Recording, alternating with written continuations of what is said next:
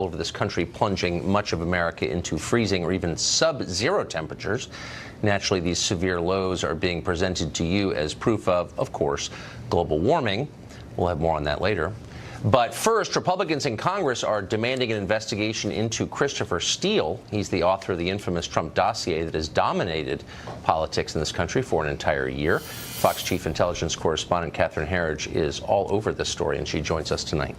Well, thank you, Tucker. This case matters because it's the first known criminal referral from Congress as part of the Russia investigations. The Republican chairman of the Senate Judiciary Committee, Chuck Grassley, who has oversight for the FBI and Justice Department, along with his Senate colleague, Senator Lindsey Graham, believe there is a violation of 18 U.S.C., which is lying to federal authorities, commonly known as the Martha Stewart statute. According to the letter made public today, the senators believe potential violations for false statements relate to Christopher Steele's distribution of the unverified Trump dossier. A half-dozen major media outlets were briefed before the election. Steele was on the payroll of opposition research firm Fusion GPS, whose co-founder is former journalist Glenn Simpson. In the months leading up to the election, Simpson told Steele to brief reporters at least twice after no reporters ran with the story. The project was, of course, funded by the DNC and Clinton campaign. Senator Grassley said the criminal referral is about a perceived double standard. Trump campaign associates were prosecuted for lying to the FBI, and the same standard should apply to others regardless of politics. Tonight, a senior Senate Democrat, Richard Blumenthal, called the referral partisan and said the Russia investigation was triggered by information entirely separate from the dossier. Tucker. Catherine Herridge, thank you very much for that. Philippe Brains was a longtime advisor to Hillary Clinton, and he joins us tonight. So, Philippe, we've been doing this Russia story for more than a year. I paid pretty close attention. I keep a running list of things we have learned. This is a pretty complete list of what we've learned. Okay, so we've learned that Paul Manafort, kind of sleazy in his business dealings. We learned that Mike Flynn probably should have had a lawyer when he talked to the FBI. We learned that Donald Trump's aides agreed with their boss that we should change our Russia policy, that they called Russian diplomats, as is their prerogative. We learned that Russia bought $100 grand in Facebook ads, and that RT is funded in part by the Putin government. I knew all of that before. Where's the collusion part that justified this whole exercise? Well, that's the part that Robert Mueller is still looking at. And I don't know why looking at this a year is some kind of crazy long time. Look at Whitewater. Ken Starr took over 4 years to get that done. Right. Look at the Benghazi committees. Eight committees took 4 years again. Is the Whitewater investigation, do you think, a model that you'd like to see replicated? I think that Robert Mueller was picked for this job because of his dignity and because of his ability to look at the facts. He happens to be a Republican. He was picked by a Republican administration. I'm not attacking Mueller. No, but look, and he is. You haven't seen this show call for him to be fired or anything like that. I'm more interested in the partisans who've been barking like dogs for the last year about how Russia's subverted our election, our democracy itself is imperiled, Donald Trump was in league with Russia. You know, if any of that were true, I'd be upset about it. None of that turns out to be true, and no one is admitting that they were wrong. It was all a lie. And someone should admit that. There are two. I don't think that that's true. There are two things here. There is whether Russia meddled in our election, and there is whether Donald Trump's campaign had anything to do that. This is what Robert Mueller is looking at, the collusion part. Let's give him time. He's following the facts. He obviously found something. Mike Flynn, the president's first national security advisor, pled guilty. And not just because he didn't have a lawyer. What did he plead guilty to? Hold on, slow down, stop. What did he plead guilty to? Did he plead guilty to justice, perjury? He pled guilty to what lying. Was Bill Clinton, lying. Look, I'm not here to defend the impeachment of Bill Clinton or the Whitewater investigation. You lived through both of them, and I think they would have given you a keen appreciation for how far afield these investigations can go and the cost to the American public, not just financial either, to those investigations. So I guess that's kind of the point I'm making. If there's collusion, this whole thing what is about Benghazi? Benghazi went on for 4 years, 8 congressional committees, all held by Republicans. Here's my point. I don't remember anyone listening. Look, I'm not. I'm not here to say that the Benghazi investigation bore fruit. My point is... So I've gotten 2 admissions out of you tonight. No, but I've never said anything other than that. The charge here is that the Trump campaign colluded with a foreign government to subvert the democracy of the United States. That's treason. That is a charge that was repeated by a lot of leaders on the Democratic side in Congress, not just crackpots on the internet. And Steve Bannon. And maybe Steve Bannon, too. And There's no evidence of it. And isn't it time now for that. people to start demanding, like, shouldn't we have evidence to back up the outrageous claims that we made? You don't know what Robert Mueller does or doesn't know. He's doing his job. His job is not to tell us It is just Mueller. It's the entire American press corps. No, but nothing else matters right now except for Bob Mueller. This is his job, is to get to the bottom of this. Does it bother you? Look, in the end... It bothers me that we won't give him the time and space to do his job. He's had a lot of time and total space. I mean, he's had an unlimited budget. He can hire whomever he wants. He's under statutorily. There's no expiration date on this. Exactly. That's the point. But people under investigation, targets and subjects, of course they don't like it. But look, as an American, you don't get to choose who's lived through this yourself, would it bother you if at the end of this investigation you get people for crimes committed before the campaign, like Paul Manafort, or you get people like General Flynn, who got caught in a misstatement with the FBI and gets a perjury charge, but there was nobody charged for the core allegation. So far. Collusion. So far. Do you believe that someone will be charged? I believe we're going to find out because we're going to give Robert Mueller the time, or he's going to take the time. And there's a difference between Manafort and Flynn and Papadopoulos. These guys, Flynn, what he did was immediately before the campaign and during the campaign. Papadopoulos was during the campaign. These are not 10-year-old charges like they are for Manafort. The charges themselves, look, I'm not here. The Papadopoulos kid, the Model UN guy. He's fetch Kafiva for people. I mean, let's be real, okay? Flynn was a real guy. He was a key foreign policy advisor to the president. He was national security advisor for 23 days. That's exactly right. And a key foreign policy advisor on the campaign. Papadopoulos had nothing to do with anything. Okay, let's focus on Flynn. As you know. But look, and Flynn pled guilty. Is there any evidence to lying during an interview? But it's possible that he has told the authorities but is it possible something more. That he's done anything that is actually harmful to U.S. national security, to our traditions of democracy? Yes, what both legally and otherwise. I think these guys are lucky that naivete is not criminal, because they allowed for a year the Russians to ping them time and time and time again to play them. But did they It's do almost anything, worse that they might not have realized that. A single piece of evidence they did something substantially wrong. Not naive, not stupid, not ill-informed, but like, what was wrong? I'm confused. I think meeting with agents of the Russian government to provide opposition research on a presidential candidate is probably not the most really would it thing be to up do. there with paying money to a law firm which paid Russian agents for information on your opponent, which the Hillary campaign It would be up there with the Republican Party commissioning that report. It wasn't the Republican Party. It was a Republican organization. Yeah, it was a guy who hated Trump, some hedge fund billionaire who didn't like Trump, and then the Hillary people. Chris Steele, who is he's a renowned British intelligence agent. By the way, Grassley and Graham, this criminal, why don't they have him in open court? Yeah, I hope have him in open hearing. More information. I think they might be afraid to hear it all. Philippe, thank you. Good to see you. Good to see you. It's been almost 4 months since President Trump announced his intention to end DACA. That's Barack Obama's program that hands out work permits to illegal immigrants who arrived in this country as minors. Since that time, lawmakers have been trying to hammer out a plan that would protect DACA beneficiaries from being deported. Now, trying to cut a deal is reasonable, but amnesty should only be given in return for real and long-term immigration reforms. Otherwise, will amount to yet another betrayal, the kind that voters have seen many times over the past 30 years, the kind that got Donald Trump elected in the first place, actually. America deserves real borders and policies that put American interests first, instead of an endless cycle of amnesty coupled with empty promises of future border enforcement at some point, and that's what we've had for a long time. United behind stricter immigration laws should not be a heavy lift for the Republican Party. For one thing, Americans want it. They want it badly. We know that because a new poll by Numbers USA asked likely voters how they felt about various aspects of our immigration policy. And the answers sounded a lot like a Trump campaign speech. Consider chain migration. 57% of likely voters said that if DACA beneficiaries get amnesty, they shouldn't be allowed to bring their family members here. Just 31% of voters disagreed with that. How about the diversity lottery? That's the program that selects 50,000 people every year to enter the United States, gives them visas. They're selected pretty much at random without regard to any qualifications, including English knowledge or job skills or cultural fit. 60% of voters said the diversity visa lottery ought to be abolished entirely. Only 29% supported it. And then there's E-Verify. That's the program that allows employers to check the legal status of people they're going to hire. 57% of likely voters say Congress should require E-Verify for all hiring so that employers can't claim ignorance when they hire illegals. Just 23% disagreed with that.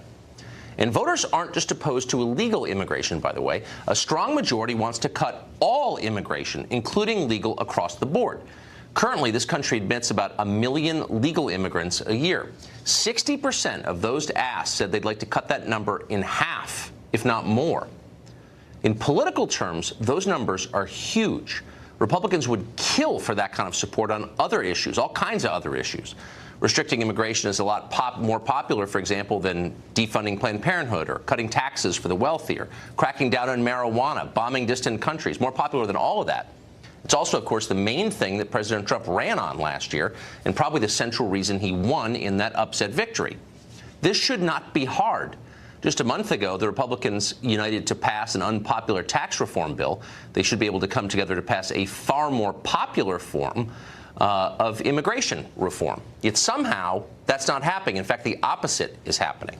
Apparently, a number of Republican senators are prepared to cave completely to Democrats on this question, agreeing to amnesty with no serious concessions in return.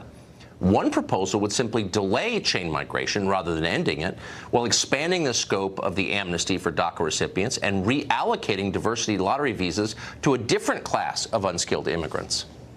Not only would a deal like that hurt the country, voters have said very clearly again and again they don't want it. And this is a democracy after all, or at least it was. You have to listen to what voters want if you're a lawmaker.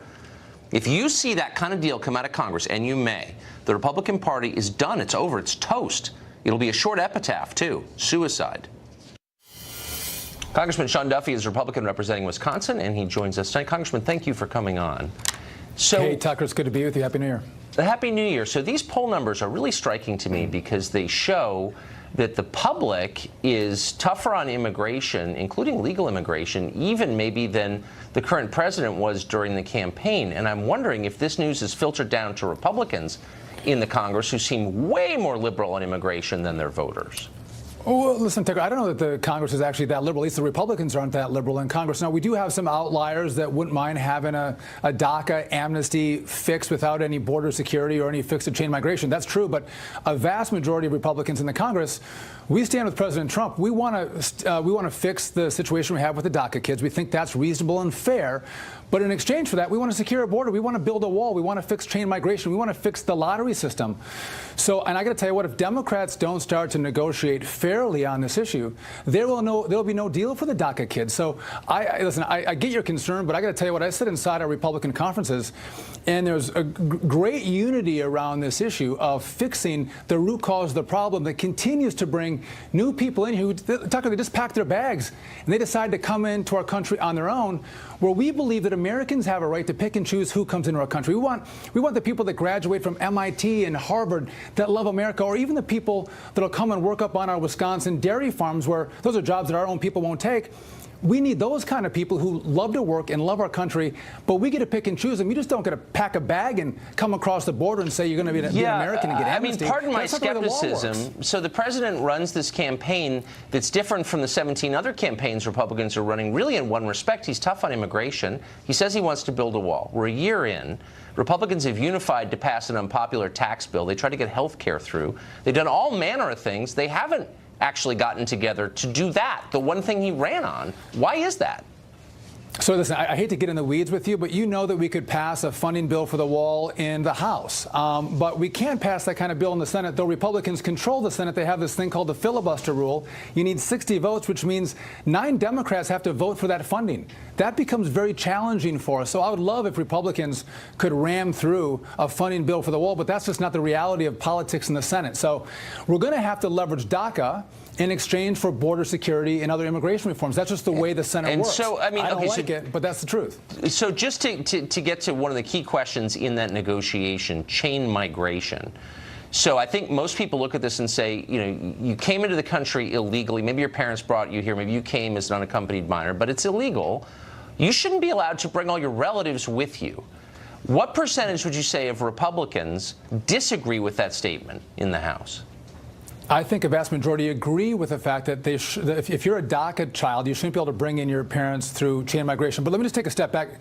Tucker, Democrats want these children to become citizens within 5 years, and then through chain migration be able to bring their parents into the country legally who brought them, the child, in unlawfully. This is insane. Listen, Republicans aren't going to stand for that. To your point, Republicans might not have run on immigration reform, but the poll numbers that you cited and the success of Donald Trump have made it very clear that we can have a stronger backbone and actually fight for immigration reform that works for the country. And that's one of the benefits of Trump and him driving a message about equity and fairness in immigration reform. So I think the Republicans are going to hold the line, and just if they don't, and I think we will, but if they don't, Donald Trump won't sign any legislation that doesn't have a border wall funding component to it. He's not going to sign it. I don't know you'll about never that. get I mean, I really don't know the answer, but I do know, I'm totally convinced we got Trump in the first place because Congress ignored what voters wanted for like 30 years, and it made people mad. Congressman, thank you for coming on. Hey, thanks, Tucker. The FBI tonight renewing its investigation of the Clinton Foundation, which still exists. We'll have more on that ahead. Plus, we'll ask activists why they treat every type of weather as proof that global warming is real. Is it?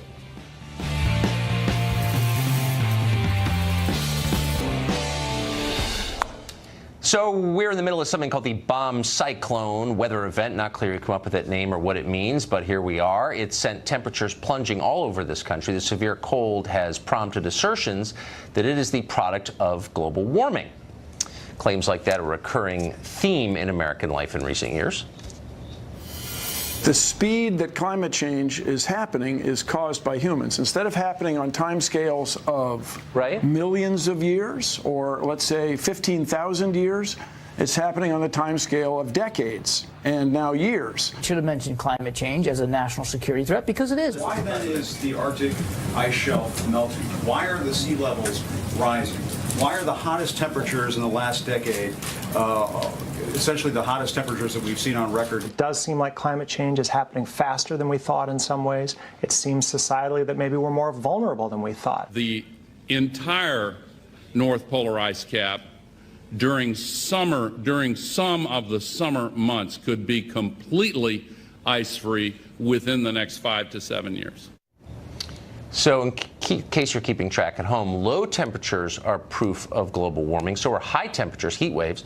Also, hurricanes are, but droughts are too. So hot or cold, wet or dry, all of it is proof that human activity is making the climate hotter. The question is there any weather phenomenon that doesn't prove global warming?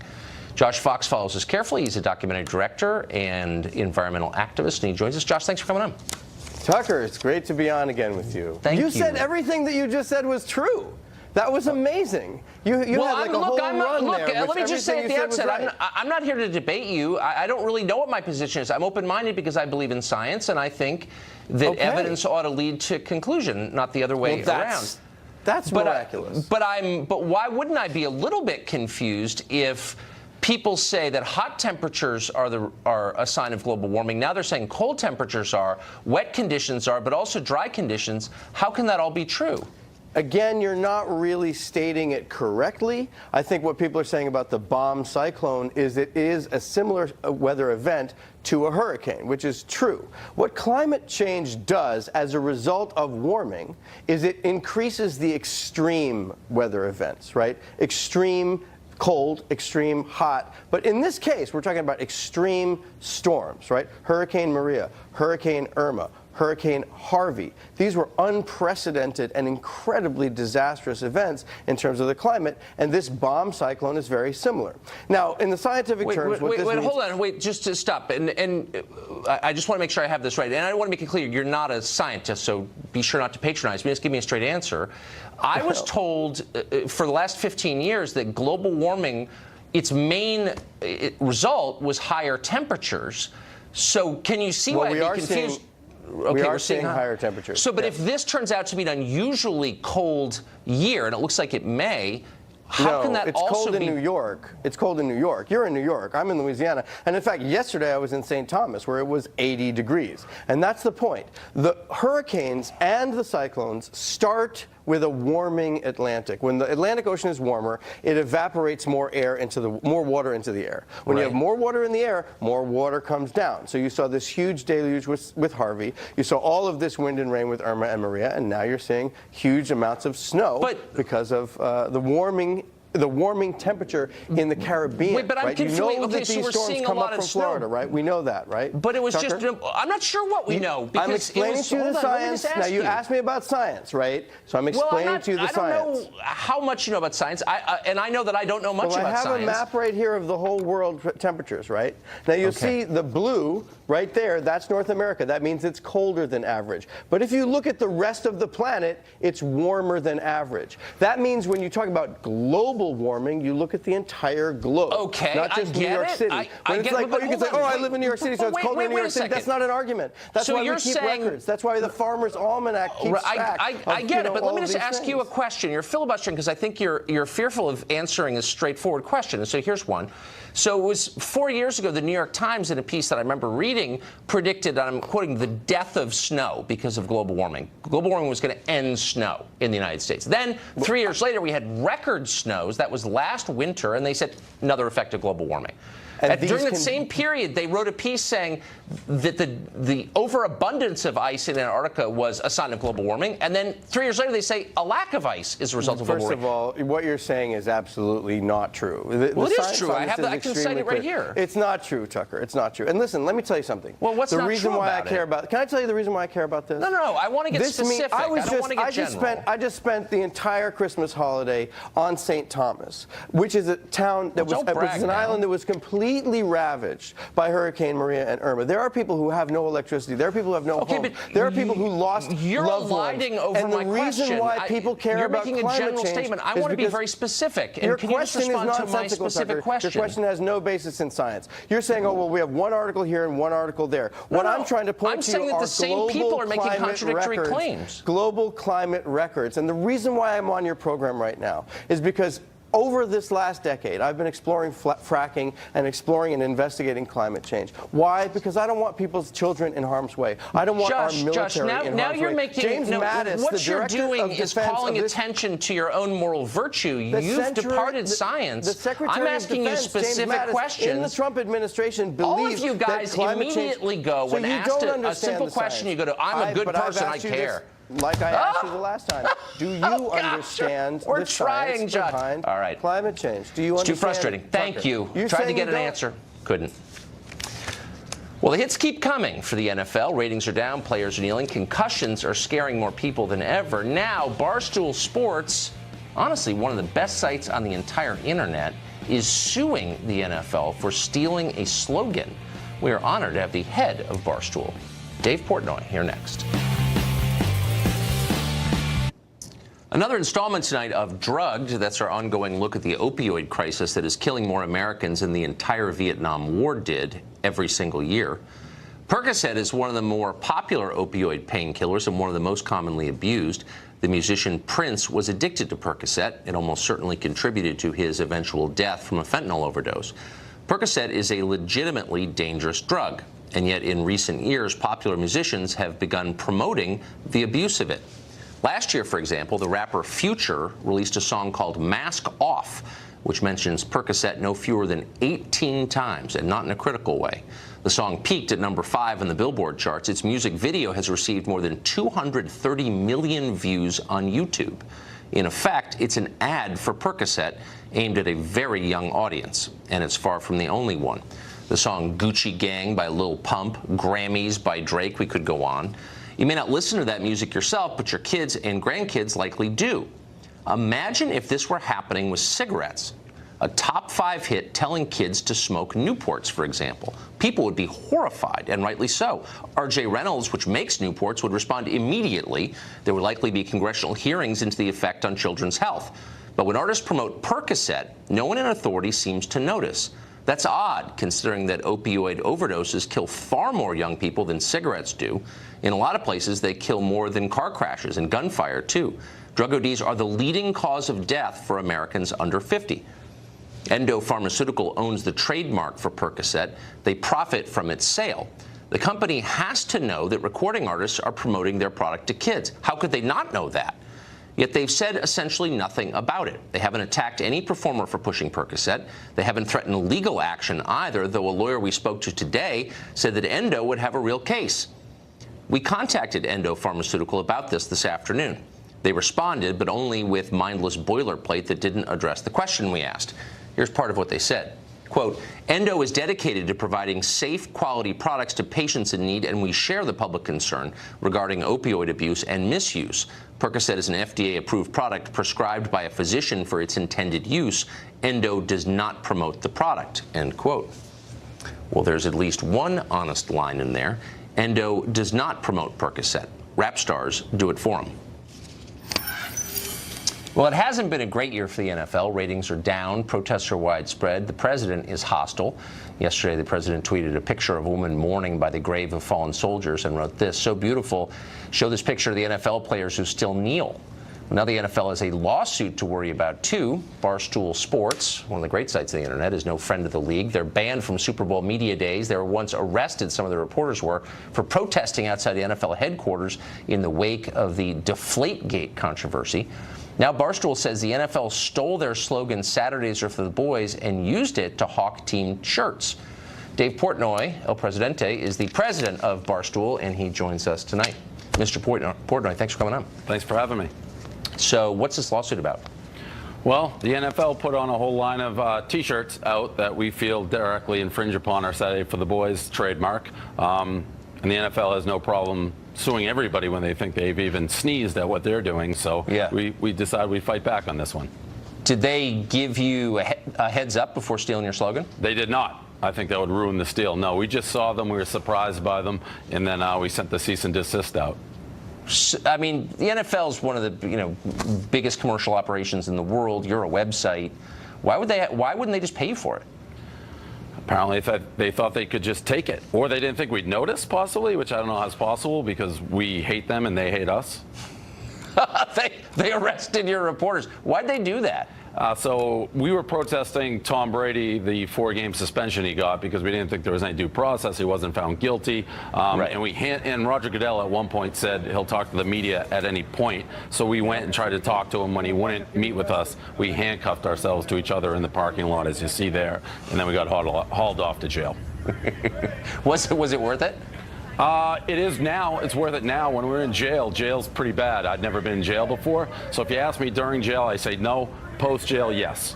Yeah, it changes a man. You got to do the time. You can't let the time do you. Yeah, it hardens you up. It does. So let me ask you a broader question, since I read your site and I admire it. I'll admit it, not to be a fan. Nothing to be ashamed of. Is it tough to run a site like that? Your site's popular because it's honest, actually. Totally honest, inoffensive, and irreverent. Is it hard to run a site like that right now, where you're not allowed to be honest and everyone's required to lie about everything all the time? It's getting tougher. I'll give credit to the people. I've been running it for a while, and I sold half of it. They like the voice, they like the authenticity, and that's what works. So we just stick with it. But it is more tricky because no matter what you say, there's somebody who's gonna bang their fist, scream, whatever. So it makes it a little more complicated. They say, I mean, they pay you all this money because they say they like the voice, and they probably secretly do. But then when people complain, I mean, companies don't stand up for editorial freedom in this environment, do they? Do your corporate masters really stand firm against complaints? Yeah, they really do, because for the most part, we're able to monetize through our audience, and the advertising's great. The advertising's what is at the core of everyone crumbling, basically, for the most part. You're worried about losing that. Our revenue stream is made on T-shirts and events and speaking to our consumers directly, so that gives us some more freedom than maybe other companies. Have you noted, I mean, does this seem like a hard moment to make art? I mean, that requires free thinking, and that does seem in short supply right now. Yeah, I'd say it's a very difficult time. I mean, we were lucky enough we had already built our voice and had this large fan base. But yeah, to start from scratch, especially with like social media, I feel like social media amplifies everything because, 10 to 20 people can make it seem like they're actually speaking for a much larger crowd when they're not. That's right. Yeah, and scare the heck out of corporate people. Dave Portnoy, thank you very much. Thanks for having me. Appreciate it. The FBI renewing its investigation of the Clinton Foundation. What does that mean for the foundation, for the Clinton empire? That story next.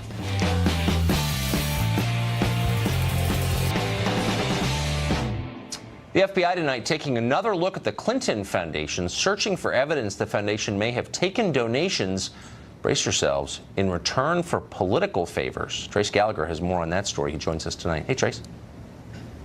Hey, Tucker. Fox News has learned the U.S. Attorney's Office and FBI have been looking into the Clinton Foundation for months. They're focused mainly on pay-to-play politics, and we're told a key witness was interviewed in December dealing specifically with any comparisons between donations to the Clinton Foundation and government actions while Hillary Clinton was Secretary of State. That's the first investigation. There is also Hillary Clinton's private email server. The Hill has now published a report featuring former FBI Director James Comey's original draft on the investigation, which uses the term gross negligence and says there was evidence Clinton committed a felony.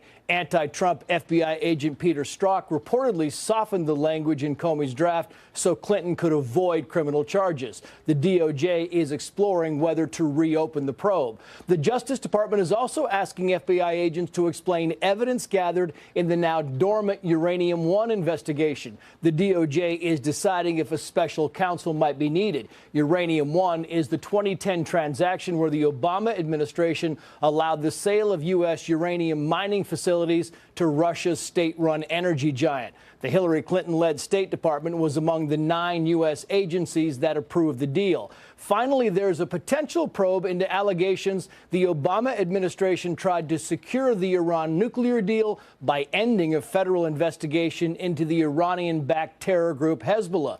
But ending the investigation reportedly led to Hezbollah trafficking hundreds of millions of dollars of cocaine into the U.S. and building up their base of terror. Hillary Clinton was Secretary of State at the time. The Clintons claim these are all efforts by Trump to divert attention from Robert Mueller's special counsel.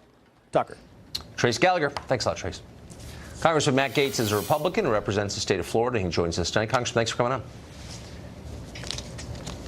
So, I don't know if you can hear me, Congressman, but if you can. I got you, Tucker. Just heard you. Excellent. Thanks. So the Clinton people are saying, look, you know, Hillary Clinton has been a private citizen for a long time. She's been out of politics, in effect, for a year. Why now? What's the significance of these, do you think, for the rest of the country?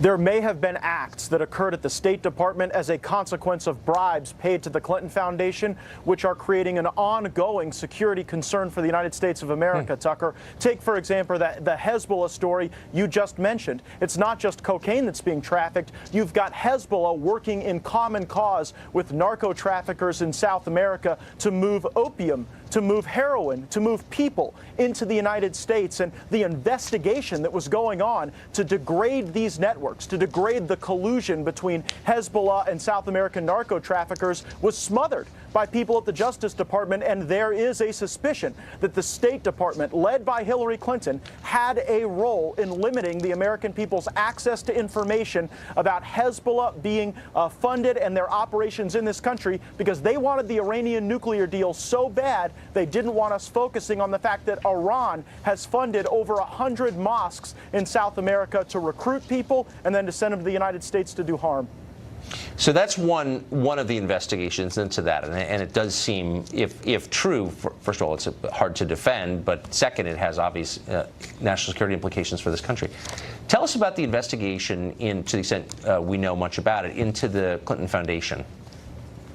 Well, the accusation is that the Clinton Foundation was merely a money laundering operation where people paid in order to have access to the State Department. And there were notations on particular documents and bids where people would write FOB, friend of Bill, which means those were donors to the Clinton Foundation. And as a consequence, they were given special treatment. That's the type of thing that we have to know about now, not to exercise some revenge on a defeated presidential candidate, but to ensure that we don't have people right now acting as vendors on behalf of the United States of America, not as a consequence of their merit or what they can do, but because they're friends and potentially donors to the Clinton Foundation. Yeah, well, I mean, that whole operation was false from day one, obviously. Why has it taken so long to get these investigations underway?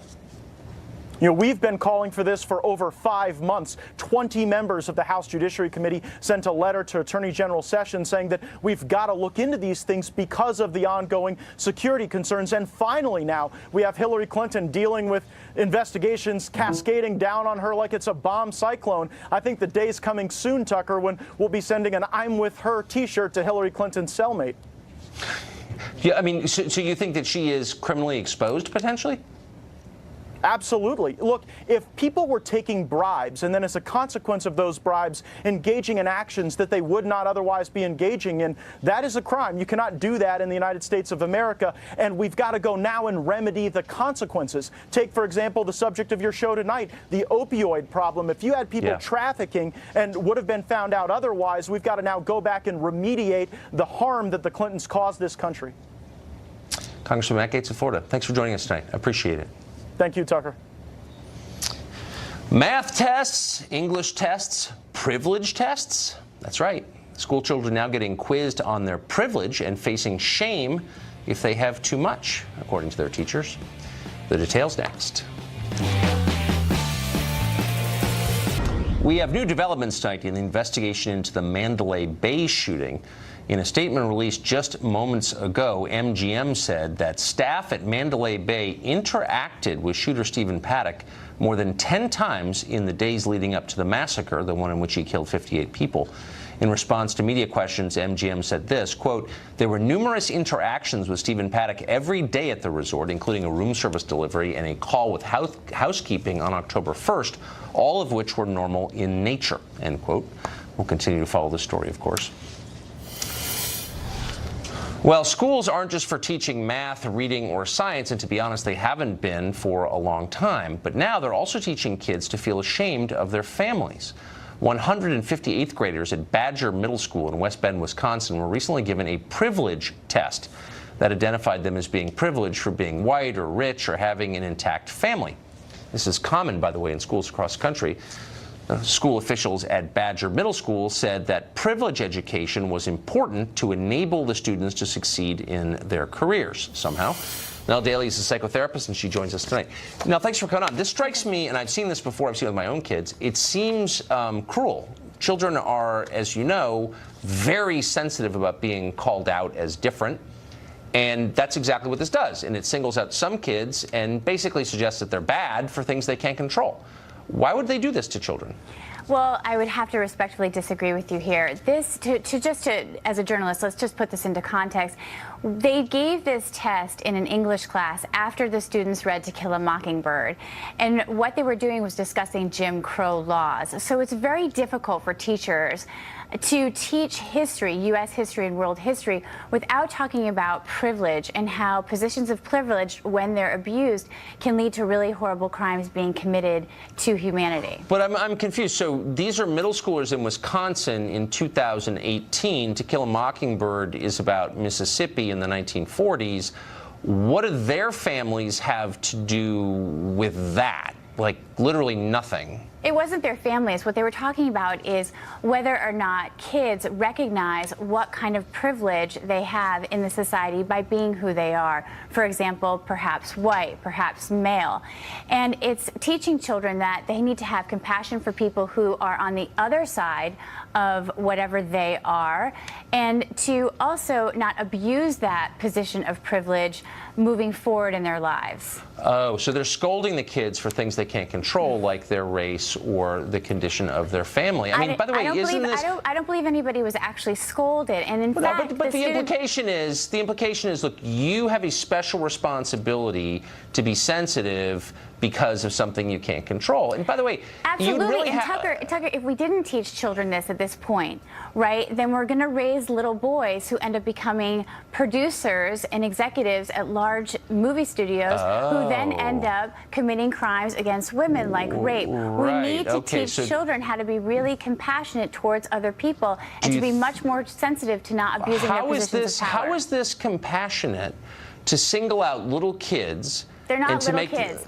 So they're in middle fairness, schoolers. these children, no, they're middle schoolers. So by the time the children are in the 8th But grade. hold on, how is it compassionate to make them feel bad for their race or their family situation? This does make them feel bad. I've had it. It's happened to my kids. Tucker, this is talking about shame and vulnerability is a crucial part of the classroom, and it's interesting what the parents. Yes, because what the parents were saying was that Are the teachers qualified to do this? I mean, are they? You've sat through U.S. history classes. You've sat through world history classes. Yeah, and I mean, I think it's one thing. Hold on, I'm not sure that being a middle school history teacher gives you, first of all, the right to talk to my kids about their family and to make judgments about their family, A.